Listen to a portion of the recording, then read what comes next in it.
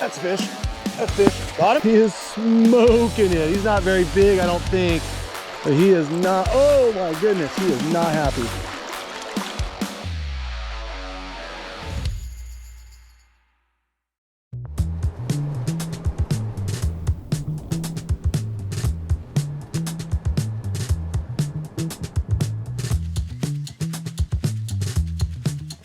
Hey out there, all you addicts. Thank you so much for tuning in to another episode of Addicted. Today, we finally got Cam out of his boat. That's right, we're gonna hit the bank, go around, try to chase some steelhead on the bank. But the real goal for today is to help all you addicts out there. So we're gonna go over everything float fishing. We're gonna talk about sliding floats with a bead, sliding floats with a worm. We're gonna talk about fixed floats. We're gonna talk about bobber dogging, talk about all the different techniques that you need to get out there and be successful with a float. So come join us, it's gonna be a good day. Let's do it, baby.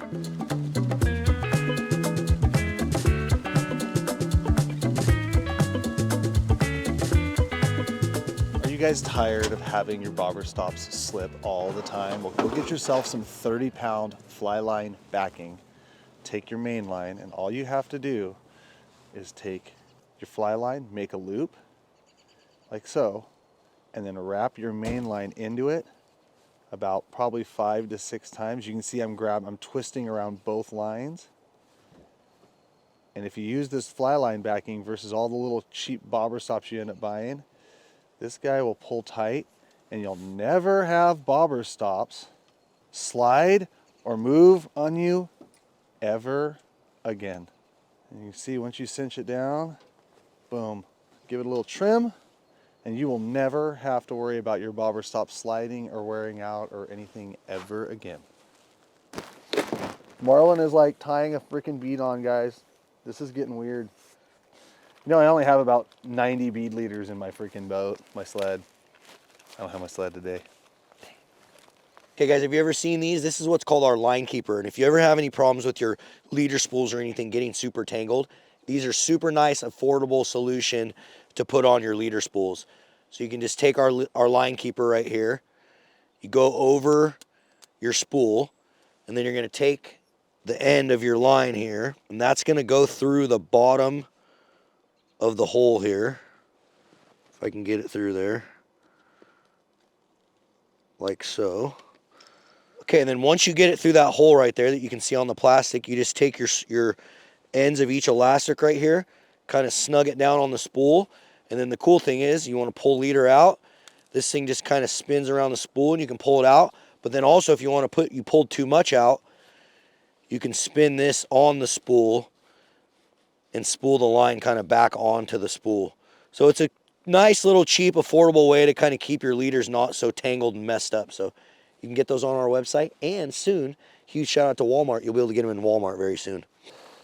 Oh, gotta do a Dunkin' loop on my bee leader.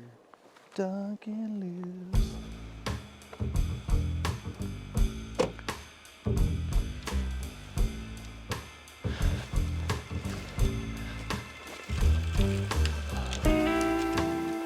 Too cold, take me home. Yeah, where's my heater? Where's my tiller handle? It's like foreign. Like, what am I standing in? Makes no sense.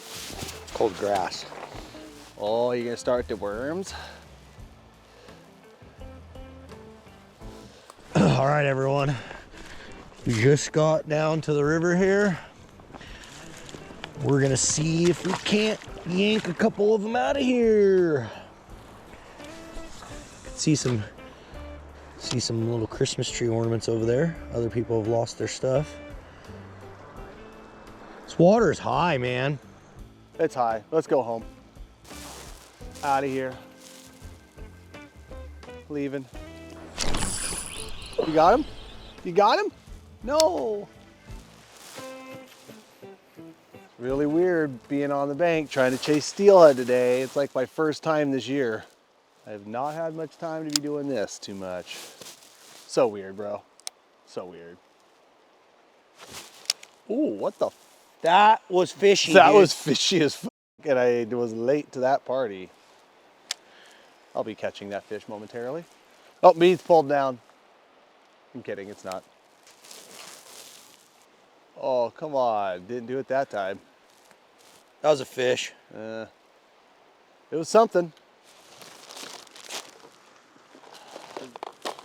He definitely had something there. I'm gonna give him. Sometimes I think fish get a little accustomed to what we're throwing at them. Lose it? No. Red haze.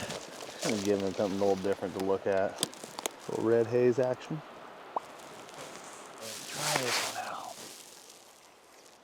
Give him something a little different to look at.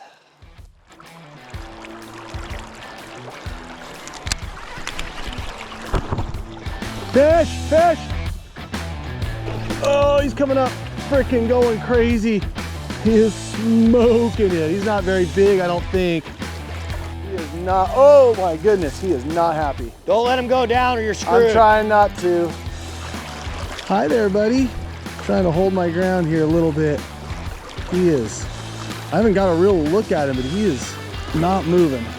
Oh, I don't want him to go downriver because if he goes, he's gonna go a long way. Come on up. Oh, here he goes. He's just trying to hold my ground. Like, you know, if you want to keep a steelhead up above a run, a lot of people want to walk down to it, but if you need to kind of try to like pick a good spot and try to hold your ground, because if I get down in that little rapid a little bit too far, then if I even move him up to me, he's still in the really fast water. I'm not going to be able to do anything with him. So I'm trying to stay up here a little higher to where I have this little softer area before he gets down into that. But I haven't really seen this. Oh, he just let go. Just let go. Dang it. Frickin' beads, man. Frickin' beads, look at that. It's because I grabbed the net. The fish knew I had the net and he's like, yeah, I'm out of here. Darn it. Show him what bead that was on. Little red hazer. Kind of pulled the bead down a little bit, but dang, dude, I thought I had a good swing into that one. Yeah, the old frickin', had switched up from that orange. You know, we thought when we got down here, the water would be a little bit more glacial, a little more turbid, probably maybe like 2 foot of visibility, but we probably got 4 foot of visibility. So after a few casts, I switched to that little red haze, and dang it, almost caught me a steelhead.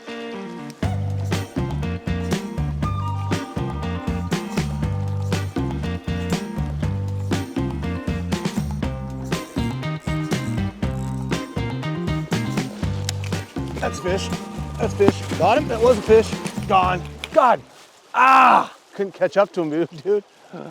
That was freaking lame. Gotta stop being a loser. I'm glad we had to walk a freaking mile for this spot for me to just suck, so. Maybe if you do better and I know. Do better. lose all the fish. Yeah.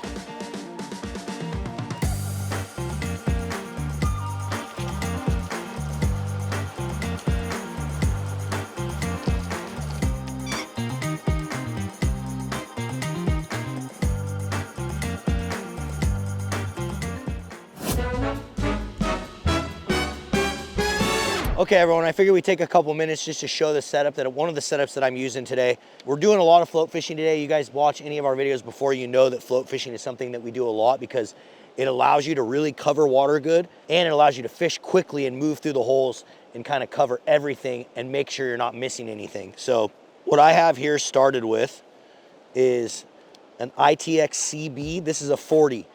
So I like the 40 just because I get a little bit quicker line pickup and it allows me to have a little bit more line on there. We have a 40-pound addicted enforcer braid on there. Then what we have for the rod, we have an XS 1092M. So this is like a 10.5 foot, almost 11 foot X rod. I really like this rod. It's balanced nicely. I like having, especially when you're from the bank, I like having a little bit longer rod. So somewhere in the 10.5 to 11 foot range is really nice from the bank. Next, we got our bobber stops, which are right here. And I like to run these little rubber stops, and I'll run 2 of them. I like to run 2 just in case one of them breaks, but also they seem to just hold a lot better with 2 in unison with each other. So you're gonna slide those onto the line first, and then next you got your bobber stop bead. And then after that, you have a corky. And this corky is gonna be nice for showing you any sort of tangles, and I'll show you that here in a sec when I cast it out there. Next, I got a 7/8 ounce float, just one of the clear floats. There's a million different companies out there that make them. And then down to my other bobber stop bead. And I'm putting this one here just to kind of protect the knot. Then I have a 5/8 ounce inline lead. And I like these inline leads. I get them offline. I like these because they have the wire that goes all the way through the lead, so you know you're never gonna break off there. And then what I have is about 3 feet, 3.5, probably 3 feet of 17-pound tough line fluorocarbon down to my addicted mustad white worm jig head, 1/8 ounce. And then we have one of our limited edition dark polish addicted worms on there. But again, with this setup, guys, you could run a jig to this. You could run any other type of worm that you want to fish. Basically, you could run bait if you wanted to down to this setup. So it'll work in a million different ways as far as the business ends goes. You can tie a bunch of different stuff down to the business end. So with this corky, guys, the reason we put this corky on here is what's going to happen is when you cast out there and your bobber, I'm going to bring your bobber in close so Sean can see it. When it's fishing correctly and not tangled, you see how that corky is sitting right on the top of your float and everything is kind of floating up in line perfectly? That is how you know your setup is not tangled or not wrapped. I'm gonna try to get this thing messed up so you guys can see what it's gonna look like if it's tangled. Now so look at, see how that corky now is kind of like hanging and it's not at the tip of your float? Now you know when you've cast it, oh, you can reel in quickly right away and check it out. Oh, yep, my worm got tangled on the line. That's why it wasn't fishing correctly. You can fix it, cast right back out there. Now, that corky is laying right on the top of that float and you know you're fishing good. Okay, guys, so when we approach into this hole, you can see you have a lot of current kind of coming down. Then it's hitting the wall right here, and then it's kind of cruising down the hole. So one of the things you're gonna do when you walk up to the hole, this is what a lot of people do, right? And this is where I see so many people make mistakes. They go into the water and they'll be standing right here in the water. Absolutely no need. A lot of times, guys, the fish might even sit in that close. So you don't wanna get too deep in the water, especially if you think it's an area where fish might be. The other mistake I see a lot of people do is they think they need to be on the other side of the river. So they're gonna walk up to the hole, they're gonna cast it all the way out there. They're gonna fish like out there. You can see that current out there, guys. That is not where you want to be. That is not where the fish are going to lay. They want to lay where it is the least, where they have to use the least amount of energy. And so a lot of times when I'm fishing, I'm going to start in real close and then kind of work my way across the hole. So we're going to just make a cast in here kind of close. Kind of like right in there. That could be your first cast. Like basically when you kind of see that first little inside soft water seam, that's where you can kind of start your drift. And you can see how my float is moving a lot slower, and you could even bring it in closer. You could even probably even fish it right there, and there might even be a fish laying in there, guys. And that's why I say don't wait out in the water too far, because sometimes those fish are gonna sit in way, way close, right off the bank, especially on high water days like this. And I'll usually let it drift down. Show my bobber right now, Sean.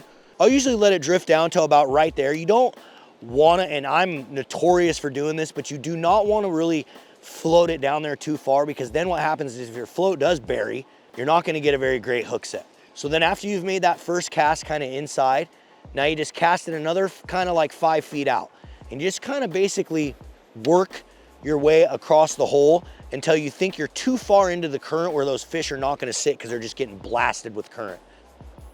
And then what I'm going to do, guys, is after I think I've done a couple drifts, I'm gonna take just 3 to 4 steps downriver, and I'm gonna repeat that exact same process all over again. And you can see Cameron's kind of doing the same thing. He's fishing in super close where these fish don't wanna sit out in that current just getting blasted. They're gonna be, on these higher water days, they're gonna kind of be in here close. And I'm not saying you couldn't get lucky and catch one out there. You might catch a mover moving through there or something, but it's most likely not gonna be your most ideal spot to fish. And then you just want to keep doing that, guys. Just, you're going to start in, work your way out, and then keep doing that all the way down the hole until you think you've covered it. And then a lot of times what I'll do is I'll start with a bead. I'll work a bead down through there. Come back up to the top of the run, grab my worm rod. Same thing. Come back up to the top of the run, grab my spoon rod. Same thing. And just really work a 3-4 different setups through the hole until you're confident and you've found any fish that might be wanting to bite.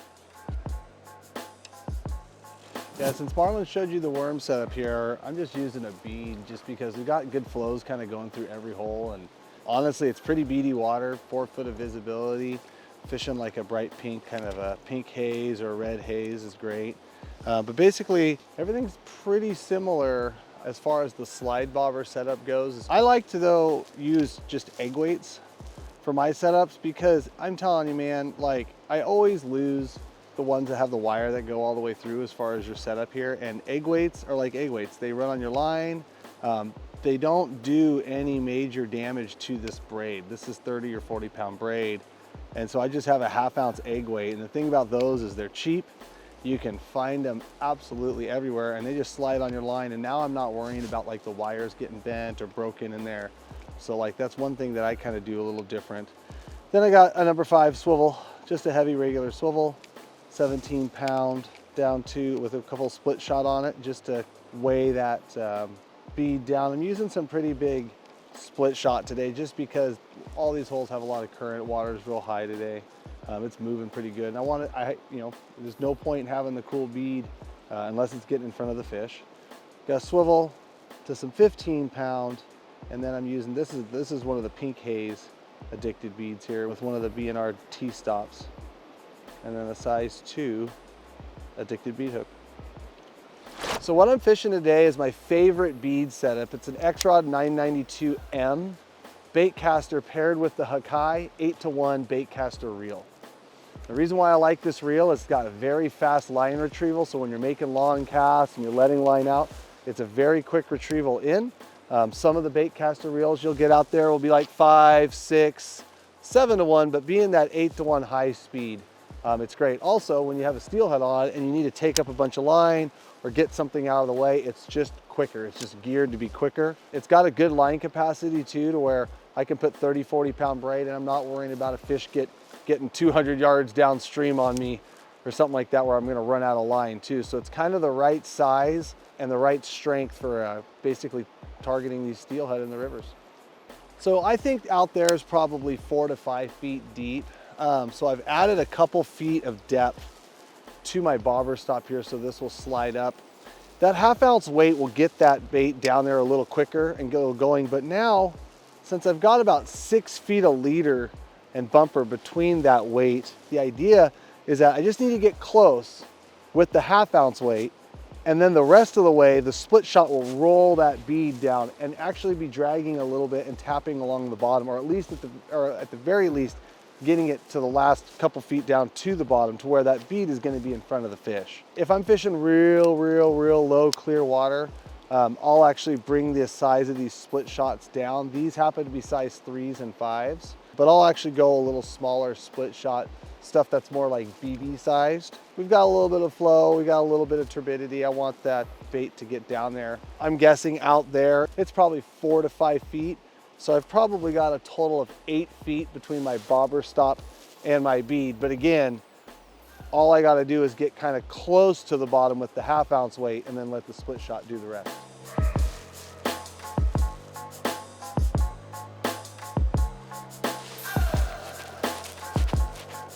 So I don't necessarily do this a lot in my guide boat, just because when I have a bunch of new anglers or something, I don't let them use my bait casters because it's kind of a pain in the butt. But one huge advantage of a bait caster when you're casting this long setup out is right when I fire it out there, I'm able to thumb the spool right before the bead hits the water. And I don't know if Sean's gonna be able to get this or not, but when I make my cast, right before I hit the water, I'll put my thumb on the spool and I'll slow it up and it shoots the bead forward. So instead of it all just falling in a pile, I'm gonna try to do it close right here for you, Sean. Instead of having it land in a pile, you have it land like that, where it all lays out and then falls. And this way it doesn't ever tangle up. If you just wing it out there and let it fall kind of like that, where it's gonna all fall in one spot, it tends to tangle a little more. So by using a bait caster and making that cast out there, I can thumb it and then have everything string out and fall into the water and hit flat. And then it's just gonna go down there and go right to work. And I'm gonna have a whole lot less tangles to deal with.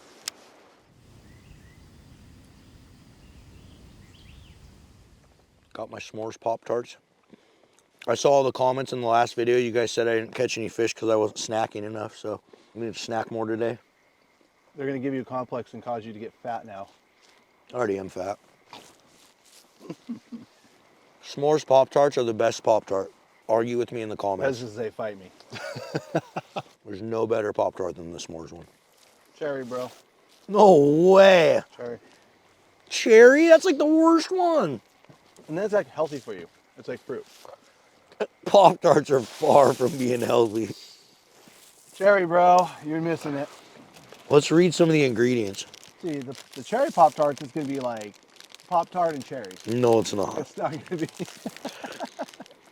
Sugar, high fructose corn syrup, cocoa processed with alkali, sodium aluminum phosphate, xanthan gum, niacin, thiamine monotrate. But guess what? Who gives a shit? Because it's good.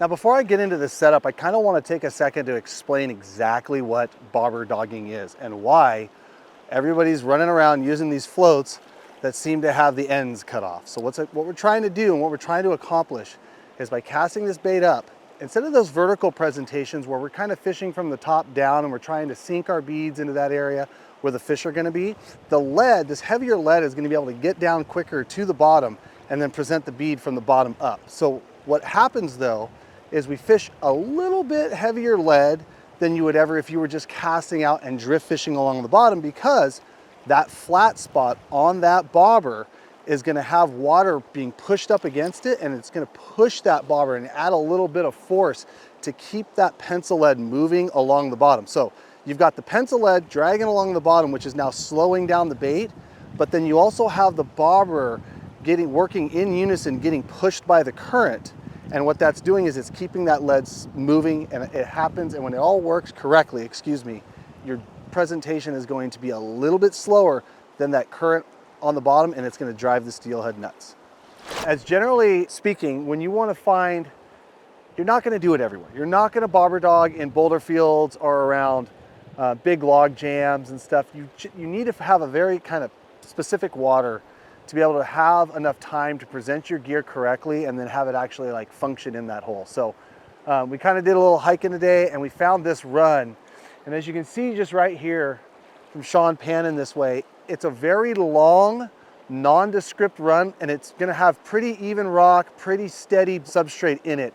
It's not gonna have a bunch of big random stuff that I'm gonna be able to hang that lead on, because if I'm gonna be bobber dogging effectively, I'm gonna be casting out, and that little piece of pencil lead or my Dave's Tangle Free is going to be bouncing along the whole long distance of the run. If I got a bunch of random boulders and random logs in it, I'm going to be doing a lot more snagging than I am fishing. However, the water's also up today.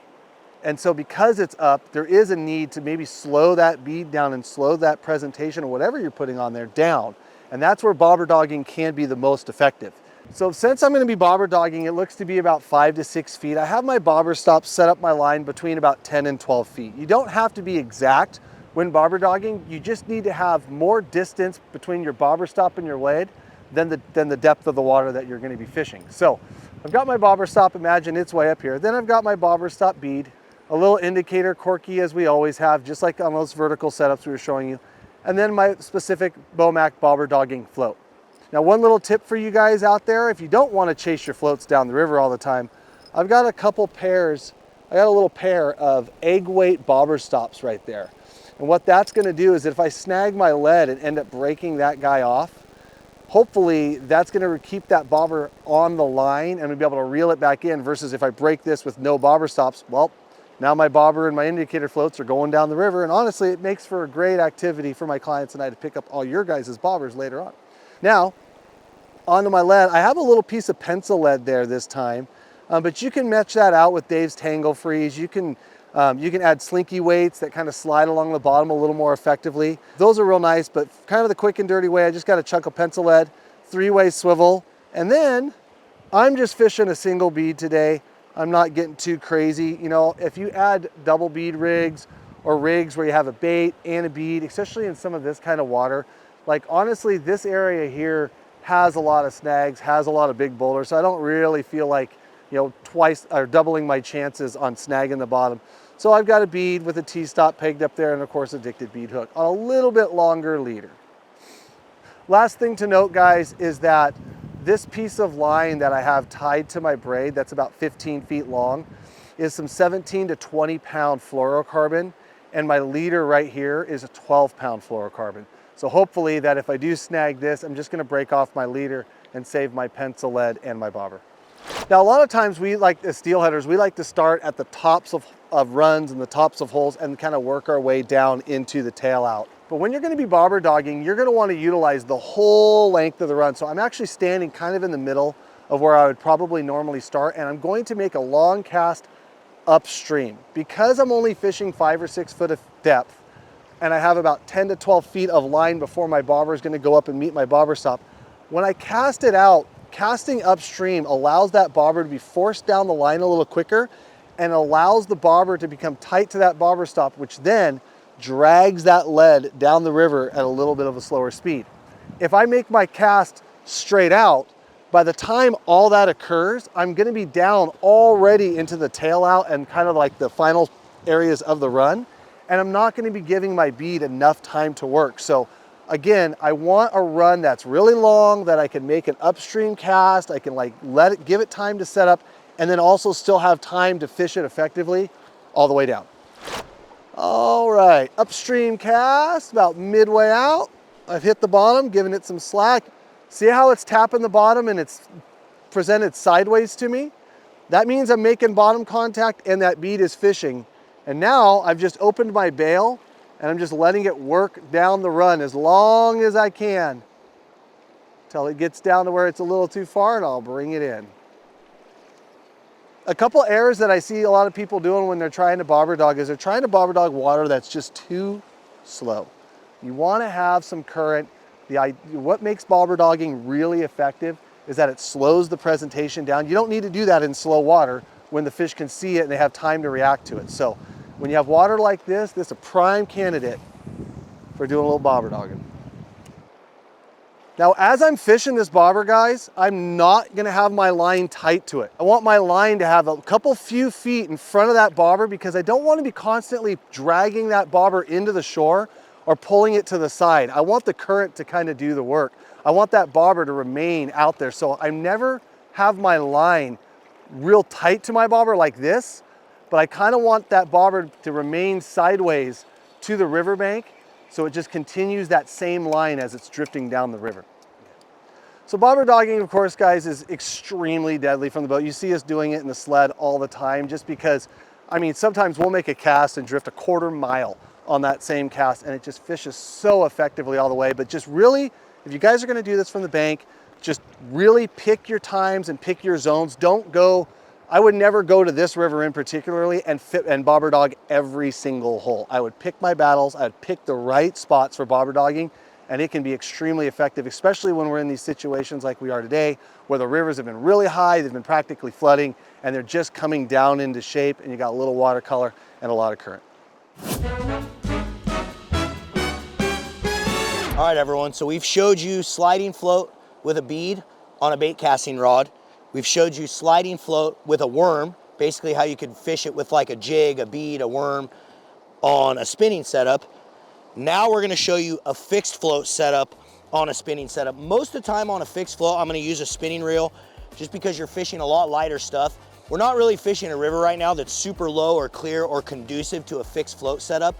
But basically you would wanna switch to a fixed float if you had low clear conditions, if you had very slow moving, like bigger holes that are like, 5 to 7 feet deep. Usually, like I try to say, like smaller creeks, medium rivers. Once you get into bigger rivers with bigger, boily, deeper stuff, fixed float is not gonna be what you wanna fish. So if you're fishing creeks, smaller rivers, things like that, that's when you're gonna switch to a fixed float. So my favorite rod for fixed float fishing is this 9102M. It's basically like a medium, it's a 9-10 foot rod, kind of like a medium fast action tip, really responsive to that fixed float to really sink that hook in there, but has enough power to fight a steelhead. And then I have it paired with an ITX 3000. So first things first when you're doing a fixed float setup is you need some leader. So you're gonna have to do either a blood knot, a double uni, something to that capacity. I'm gonna do a double uni just because it's what I've used forever. It's what I'm comfortable with. It's what I like. Okay, so when you're tying this double uni knot, basically what you're gonna do is you're gonna cross these two lines here. You're gonna take one end and you're gonna loop it and grab it with your other two fingers right there. And you're gonna wrap it around about 5 or 6 times. Okay, then you're gonna take that other side with the fluorocarbon and do the exact same thing. You're gonna pull that one tight.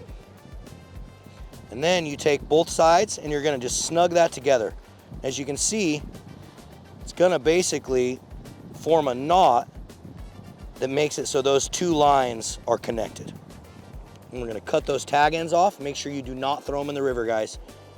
Grab those tag ends, throw them in your tackle box, throw them in your backpack, whatever, but let's not leave our tag ends on the river, folks. When you're cutting those tag ends, you wanna get it as tight to that knot as you can so you have the most smallest streamlined little knot that you possibly could have in there. And then what I like to do is, depending on what I'm fishing, I'm gonna pull off, you know, somewhere in the like 7 to 10 foot a leader. Next, you got your fixed float. You guys have heard us talk about these floats a lot over the years. This is our 𝗑𝗘𝗟𝗣 𝗪𝗢𝗥𝗘𝗔𝗗 fixed float. What we've done with this float, guys, is we've created a system that allows you, gotta get my surgical tubes off here, guys. It allows you to basically add and remove weights. So I'll pull these weights off here so you guys can see what I'm talking about.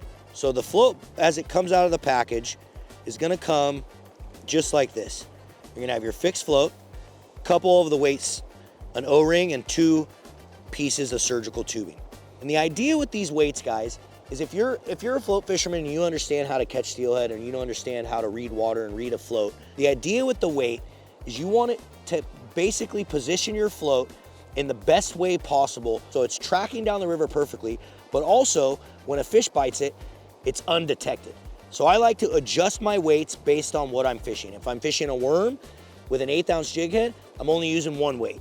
Sometimes I'm using no weight. If I'm fishing a 1/4 ounce with a worm, I'm using 0 weights. So the idea is you're gonna be able to use this float based on what you're using and fully dial up or dial down the amount of weight that the float has to make it track perfectly in the water and also be undetected to the fish.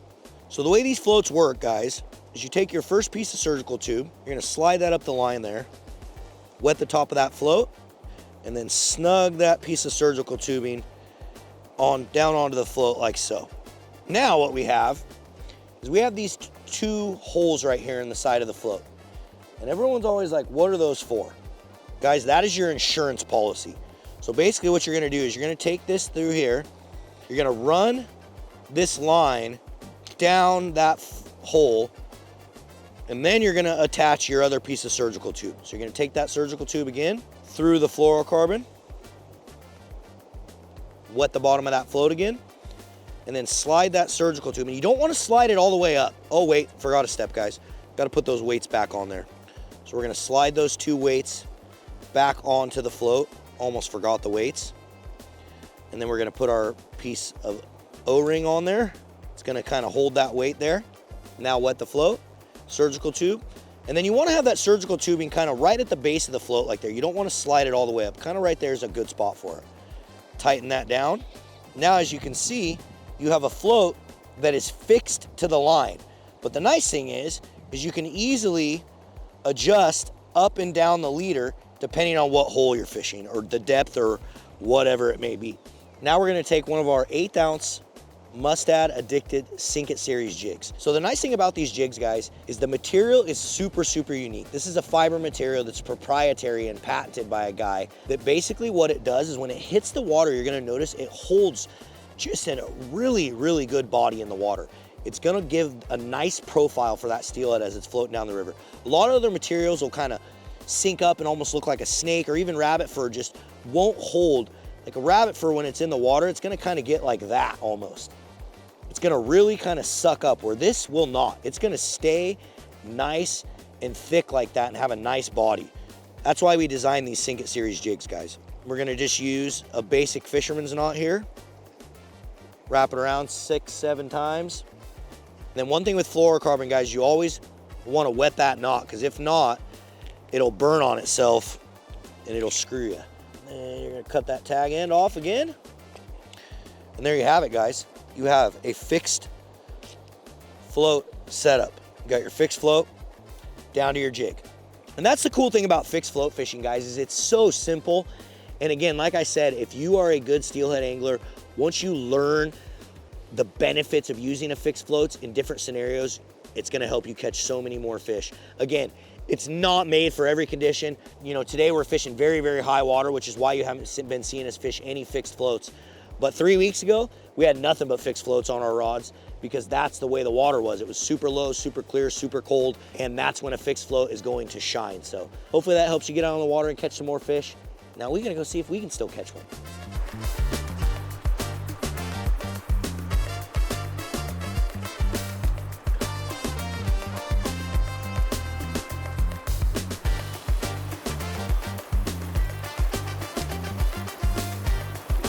All right, everyone, so we didn't have a ton of time today. Me and Cam wanted to get on the river this morning and see if we can catch a couple steelhead, but it's been a really, really tough day. The water's just been a lot higher and more inflated than we thought it was gonna be. We hooked a couple, lost them, weren't able to put any to the bank, but that's okay, because we have a ton of fish we've caught on floats over the years. So Sean's gonna roll some footage right now of some fixed float caught fish, sliding float caught fish, maybe a couple bobber dogging fish, just so you can see some of these techniques in action, actually working and catching fish. So that's coming up right now.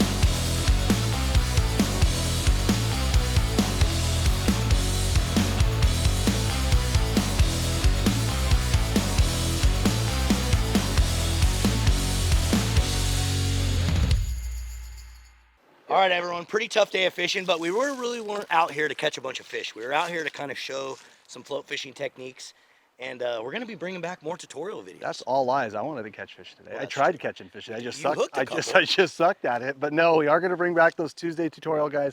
We don't get a day off too often where we can come out here and kind of run through the setup with you guys. But we are going to start those Tuesdays tutorials again. I want you to comment below what tutorials you guys want to see, and it can even be old ones we've done in the past. I mean, these techniques and technologies and products change and develop as we do as anglers. So if you guys want us to rehash some old tutorials, comment down below what you guys want to see, and we'll start getting at it. And we probably plan on it, guys, because me and Cam are kind of going back through the archives, and there's a lot of videos that we made 6-7 years ago.